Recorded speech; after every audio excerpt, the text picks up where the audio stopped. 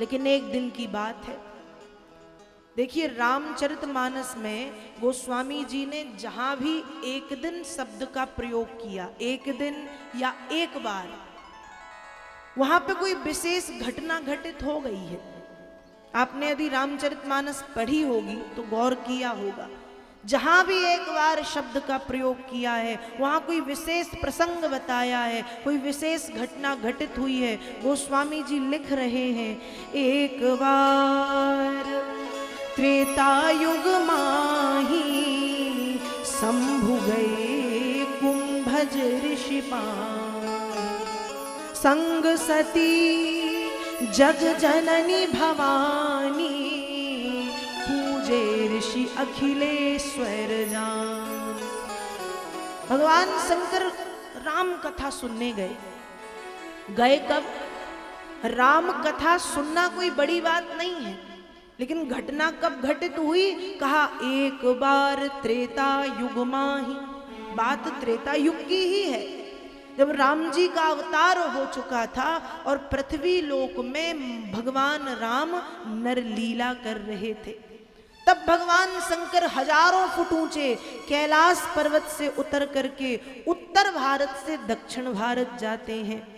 शंभु गए कुंभज ऋषि पाही, पहुंचे हैं कुंभज ऋषि के आश्रम। अब जैसे ही कुंभज ऋषि ने देखा कि महादेव पधारे हैं, तुरंत आसन से उठ के खड़े हो गए। देखो हमारा नियम ये कहता है, शास्त्र ये कहते हैं कि वक्ता के आने पर श्रोता खड़े होते हैं, ये हम सब ने देखा है और नियम भी यही कहता है। पर कभी देखा कि किसी श्रोता के आने पर वक्ता खड़ा हो जाए? देखा है? नहीं देखा। ऐसा नहीं होता। होता है कब? जब हम कथा करने बैठे और हमसे बड़े उस कार्य को करने वाले पधार जाएं, तो आसन से उठना गलत नहीं है। फिर जब उनकी कृपा हो कि आप भी आगे बढ़ाएं। हम सोचते हैं रामचरितमानस को सबसे पहले ब्रह्मर्षि वाल्मीकि ने लिखा संस्कृत में, लेकिन वाल्मीकि के पहले भी रामायण लिख चुकी थी। और उसको किसने लिखा? रचि महेश मानस निज राखा पाई सुसमय सिवासन भाखा। किसने लिखी? रचि महेश। रचना की किसने? महेश, भगवान शंकर ने। मानस निज राखा, और अपने मन में छिपा करके रख ली। और पाई सुसमय सिवासन भाखा, जब शुभ समय आया तब महादेव ने वो कथा भवानी को सुनाई है। तो कुंभज ऋषि देखते हैं कि रामचरितमानस के प्रथम प्रणेता, प्रथम रचयिता स्वयं पधारे हैं। और अरे भगवान शंकर पधारे हैं, कोई बड़ी बात नहीं। शंकर के साथ कौन आई है? संग सती, सती आई है। और सती कौन? सती केवल भगवान शंकर की पत्नी नहीं है, पत्नी तो बाद में है। पहले कौन है? जग जननी भवानी, जगत की माता आई है। जगत जननी जगदम्बा पराम्बा भवानी स्वयं पधारी हैं और पूजे ऋषि अखिलेश्वर जान। इसलिए जब जगत के माता पिता को आते हुए देखा तो कुंभज ऋषि आसन से उठ करके खड़े हो गए। भगवान शंकर ने कहा, अरे महाराज, मैं तो कथा सुनने आया हूं, आप इस रस को बरसाइए। कुंभज ऋषि ने कथा सुनाई, कथा पूर्ण हुई और भगवान शंकर वहां से जब चल पड़े तो त्रेता युग चल रहा था। प्रभु नर लीला कर रहे थे। एक विशेष लीला प्रभु की चल रही थी कि रावण ने माँ जानकी का हरण किया है और माँ जानकी के वियोग में राम जी मानवों की तरह रो रहे हैं। हे खगमृग हे मधुकर श्रेणी, तुम देखी सीता मृग नयनी। रो रहे हैं, पेड़ से, पौधे से, पशु से, पक्षी से, पत्थर से, पत्तों से पूछ रहे हैं कि क्या तुमने सीता को देखा है? हमारी कोई वस्तु गुम जाए, खो जाए, या हमारा कोई स्वजन खो जाए, कोई प्रियजन खो जाए, तो क्या हम पत्थरों से पूछेंगे क्या हम पेड़ों से पूछेंगे? क्या हम पत्तों से पूछेंगे? क्या हम जीव जंतु जानवरों से पूछेंगे? मनुष्य मनुष्य से पूछेगा। पर राम जी की लीला ऐसी कि ऐसे रो रहे हैं और खग मृग जीव जंतु पशु पक्षी पत्ते पहाड़ सबसे पूछ रहे हैं कि क्या तुमने जनक नंदिनी जानकी, क्या तुमने वैदेही को देखा है? क्या तुमने जानकी को, मेरी सीता को, मेरी प्राण बल्लभा वैदेही को देखा है? मैथिली को देखा है? बार बार पूछ रहे हैं। देखा है? कई बार पूछा, अनेक बार पूछा, बार बार पूछा। भगवान शंकर ने जैसे ही देखा तुरंत एक पेड़ के पीछे छिप गए और हाथ जोड़ करके बोल पड़े, जय सच्चिदानंद जग पावन। जगत को परम पावन बनाने वाले सच्चिदानंद को मैं बार बार प्रणाम करता हूँ। सच्चिदानंद को बार बार प्रणाम है, बार बार प्रणाम है। सती ये देख रही थी। अब सती पूछ पड़ी, भगवान ये है कौन? ये कामी पुरुष की तरह आंसू बहाने वाला, ये बन बन भटकने वाला, ये बनवासी वेशभूषा धारण करने वाला, ये है कौन जिसको आप प्रणाम कर रहे हैं? भगवान शंकर को लगा शायद इन्हें समझ में नहीं आया, इसलिए समझा देना चाहिए। भगवान शंकर कहते हैं, सोई मम इष्ट देव रघुवीरा। कौन है ये वे राम हैं जिनके नाम का मैं दिन रात चिंतन करता हूं। ये मेरे इष्ट रघुवीर हैं। फिर भी समझ में नहीं आया। फिर पूछी कौन? भगवान ने फिर उत्तर दिया, रमन्ते योगिनो अस्मिन्निति रामः। ये वो है जो योगियों के हृदय में निवास करते हैं, जो योगियों के हृदय में वास करते हैं, ये वो राम हैं, राम जी हैं, ये मेरे राम। सती को भरोसा नहीं हुआ। अब सती कहती, प्रभु एक बात बता दो, झूठ मत बोलना। प्रभु सोई राम की अपर को जाहि जपत त्रिपुरारी। सत्य धाम सर्वज्ञ तुम कहु विवेक विचार। हे भगवान, आप तो सत्य धाम हैं, आप तो सर्वज्ञ हैं, आप तो परम विवेकी हैं। इसलिए सोच विचार के बताओ ये कौन राम है? इस दुनिया में राम भी बहुत से हैं।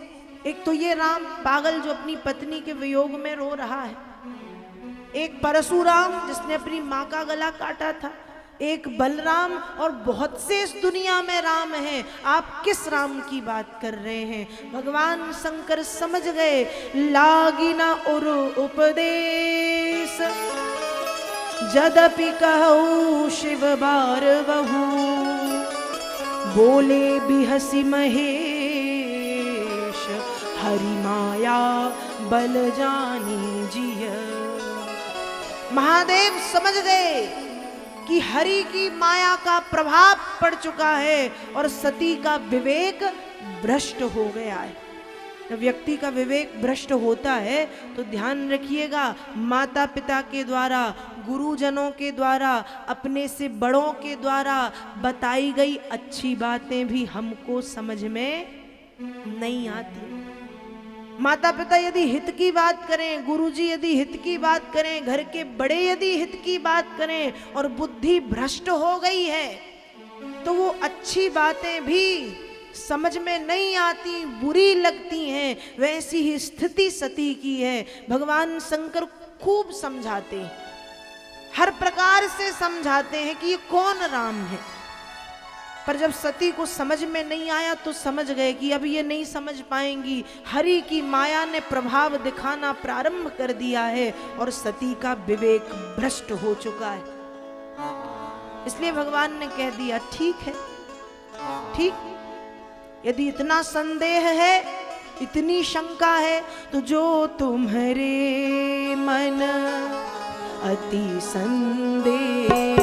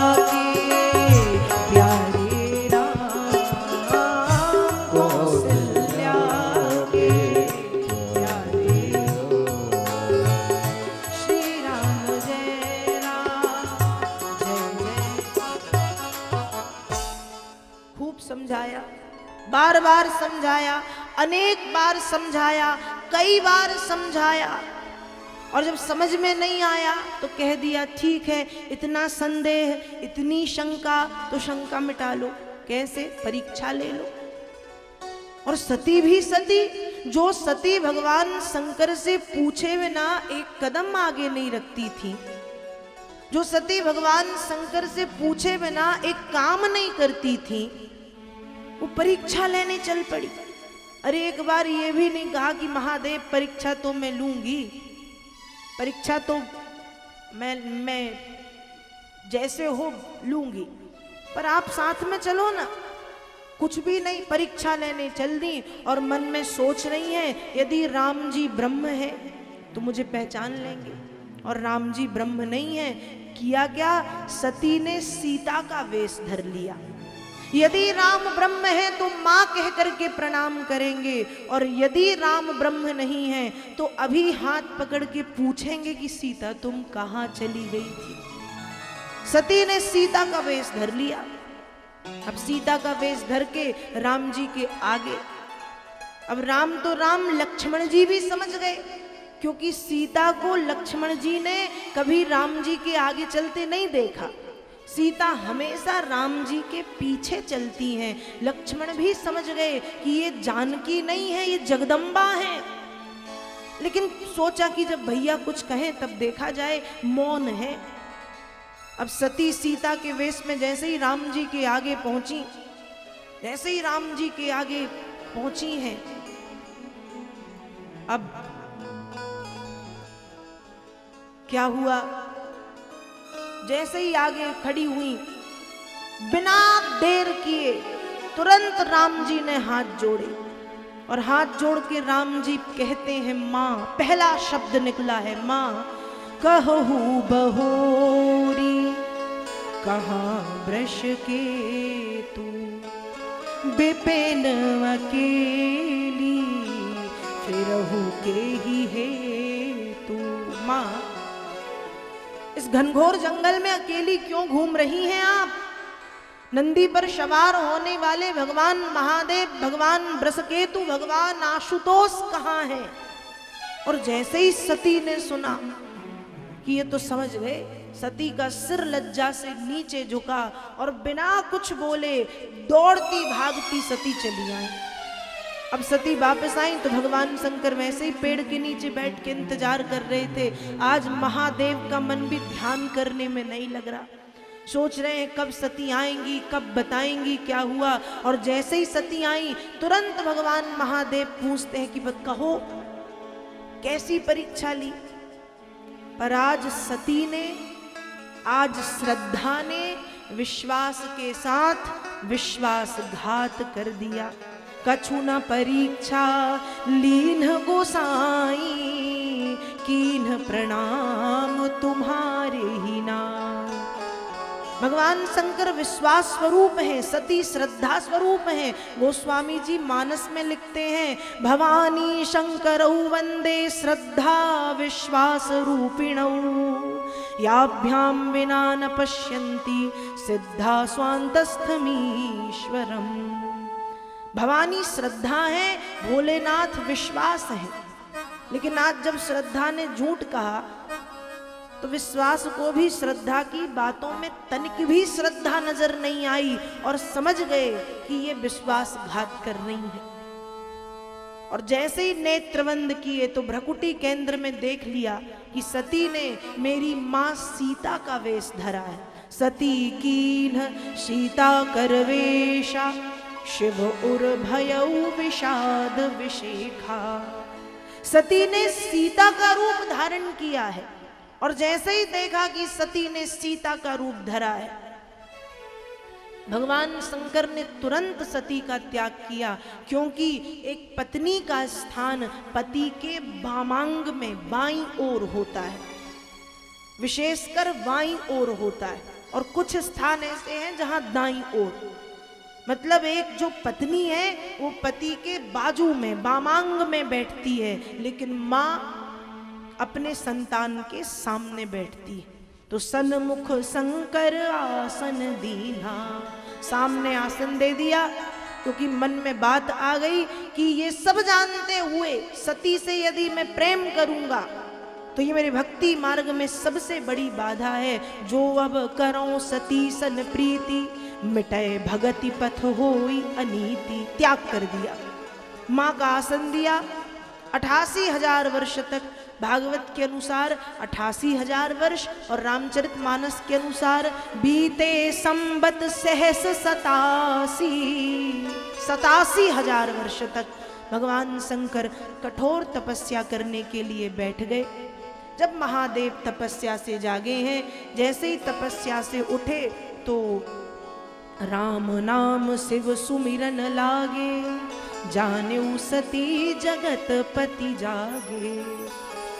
तपस्या से जागते ही राम नाम का सुमिरन करना सती ने प्रारंभ कर दिया। और जैसे ही राम नाम का सुमिरन करना प्रारंभ किया, सती समझ गई भोलेनाथ जाग गए हैं।